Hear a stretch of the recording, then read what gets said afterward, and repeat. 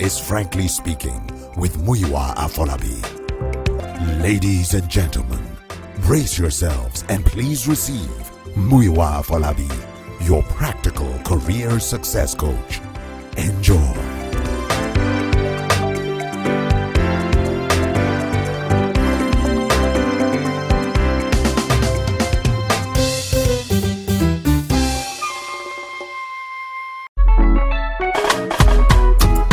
Life is more beautiful when you allow yourself to appreciate the little things, the little things. Every day's more complete when you can enjoy the simple things, the simple things. A little more convenience can go a long, long way. You'll be amazed how much time you save when you leave the star 904 hash in life. Star 904 hash. Oh yeah, upgrade to sharp, recharge like pam pam pam pam. Star 904 hash. Wherever you are to reload is easy like pam pam pam pam. Star 904 hash. Dials down star 904 star. The amount you want to recharge and hash. And with one single dial you recharge like pam pam pam pam. Buy airtime instantly, directly from your bank account. Simply dial star 904 star, the amount of airtime you want, and hash.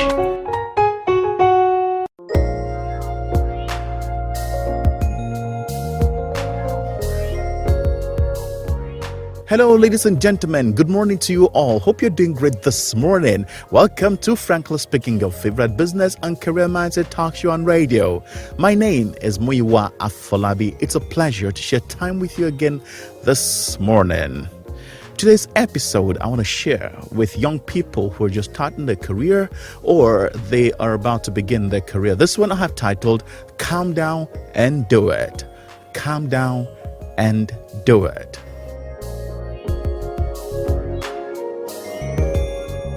It was around 11 a.m. that morning and she called to ask for an appointment to see me. I wondered what it was all about again, but then I suddenly realized she was making the phone call from home and not from her office. "You aren't at work today?" I asked. "No, I quit," she replied. I wasn't surprised, but I was disappointed. The third employment in 1 year, and she keeps walking away from each one of them. "Why did you leave?" I inquired. I couldn't stand the place. My boss was too harsh. He's impatient. He's a perfectionist. Ordinary errors in mails, he would start shouting. If I forget to do anything, he will be complaining. Am I not a human being? Don't we all forget things? He will ask me to do something. Before I'm done, he will pile another one on it, especially when it's almost closing time. The man has issues, I beg. Me, I can't work with such a person. I can't kill myself. How much are they paying me, Seth? They want me to die of high blood pressure? For what now?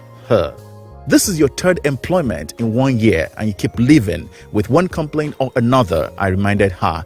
Uncle Muyi, those companies are too small, Joe. That's why they have so much issues and wahala.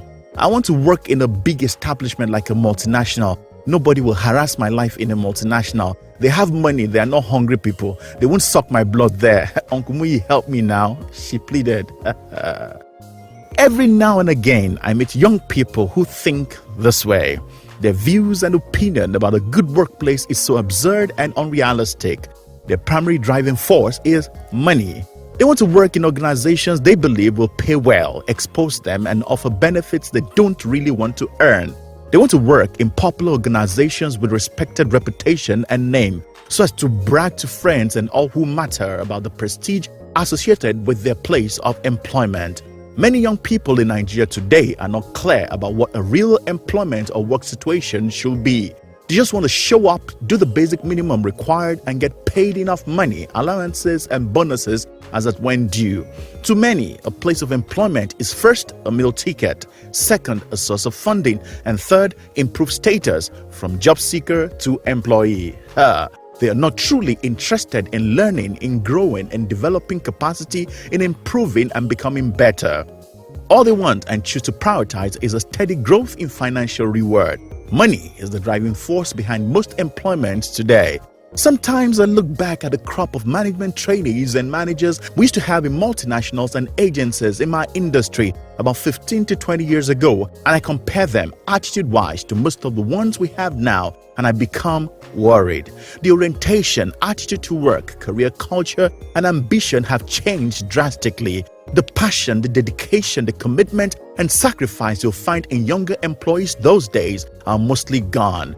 Most young employees today are after one thing and just that one thing alone: money. They want to do very little in return for so much money. The spirit of materialism has permeated the workplace so badly. The only motivation, inspiration, and drive carried by most young employees today is tied to cash rewards, either legally or illegally, which provides for them material possessions like expensive phones, latest gadgets, designer clothes, shoes, hair extensions, intense entertainment, travel adventures, tripping, lots of fun, and a good car to drive. How about building a career? How about value contribution? How about professionalism? How about reputation? How about performance? How about creativity, social relevance, problem solving, recognition, respect, and honor? Dear friend, an employment mindset that is focused on gains and not value creation is not sustainable.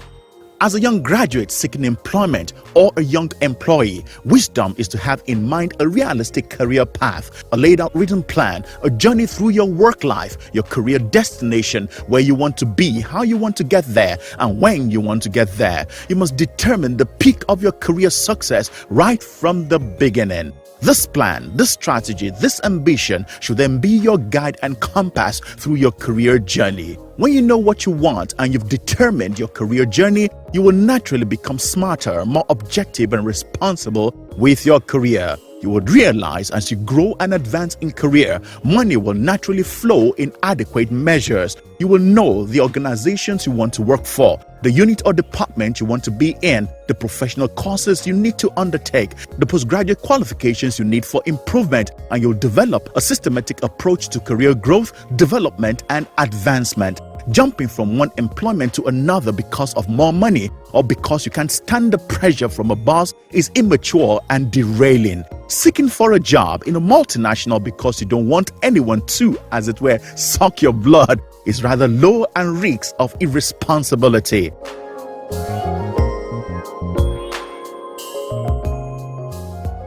Hello, I just got back from the States and I need to buy a SIM, so that I can have a number, catch up with folks and peeps, yeah? Auntie, na nyafu bonus you need. What's yafun? If you join MTN, you go enjoy this bracket. What's bracket? You fit do anything we like with the bonus. Chatting, browsing, texting, calling, to all network for Nigeria. No condition, completely freedom, everything, Bako. Excuse me, I don't understand. What's Bako? For example, now, if you recharge 100 naira, they go give you 600 naira. If not 200 naira, they go give you 1,200 naira.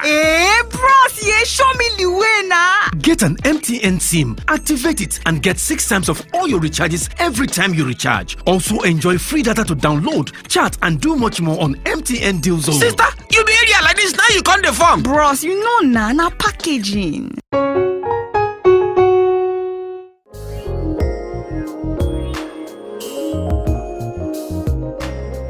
What capacities do you have now? How good are you at your place of employment? Do you want to learn, or you hate to be corrected, criticized, and told what to do?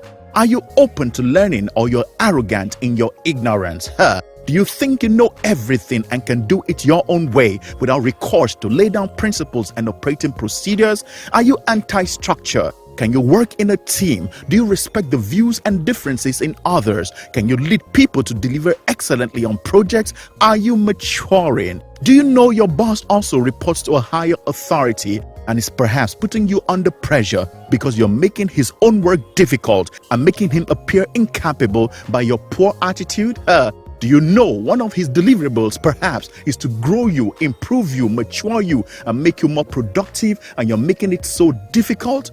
Why should you take personal the weaknesses and faults of your boss if you have yours as well? Why should you desire promotion without deserving it? Why ignore improvement in your performance and capabilities, yet covet a higher level of responsibility? While fill your mind with all kinds of negative assumptions, speculations, and insinuations about your employer, about your superiors, about other employees and your colleagues. Why don't you just do your job and do it well instead of thinking hard on who the boss likes and who the boss hates? There are two categories of young employees in organizations today, in my opinion. First are those with required qualifications who then write and pass the employment tests and interviews. Then they make all sorts of promises to the employer on how good they are, how they can multitask, how they can work under pressure, how they are creative and can use their initiative, and how they can really add great value to the company. But subsequently, after being employed, they struggle to perform. They become full of excuses, speak ill of the company. They then begin to argue with everybody, blame everybody and everything. Then they become full of apologies for frequent failures. Then they start complaining bitterly about the organization, about the boss and everyone else. Then they start looking for another job somewhere else to go and repeat exactly what they did where they're at. There's this second category of young employees, however. They are qualified and earn the employment as well, and also make promises during the interview to be committed, to be hardworking, to be dedicated, and to be productive. They promise the employer they'll not disappoint or let the organization down. Then they start to work and they really get into the work. They see obstacles as challenges and see problems as opportunities to learn and grow. They build fantastic relationships with their colleagues within and outside their immediate team. They get the job done on time without stories or excuses. They learn, they grow, they add value, they make personal sacrifices and become very valuable to the boss and the employer. And within a short while, earn a promotion, then another, then a third, till they get to the top quickly and become rich, powerful, influential, and in charge. They're young employee. To which of these categories do you belong? Ladies and gentlemen, I believe you've been inspired by today's episode of the talk show. For more inspiring content, kindly visit my website. It's www.muyiwaafolabi.com. Till I come your way again, same time, same station tomorrow for another inspiring episode of your favorite talk show. My name is Muyiwa Afolabi. Please enjoy your day. 710. It's how I stay ahead, yeah. 710 is how I keep it simple. 710. It's how I do things faster. 710. No internet needed. Star 710 hash. It's how I recharge. I pay my bills with one dial. So while you're still trying to find internet access, I already paid that bill. 710.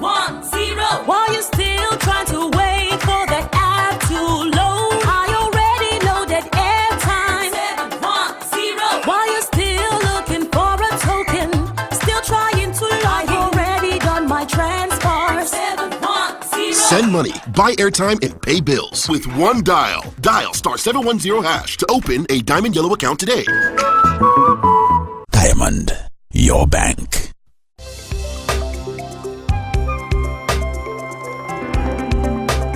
Frankly Speaking with Muyiwa Afolabi, a production of Frontiers International Services Limited, is proudly brought to you by MTN.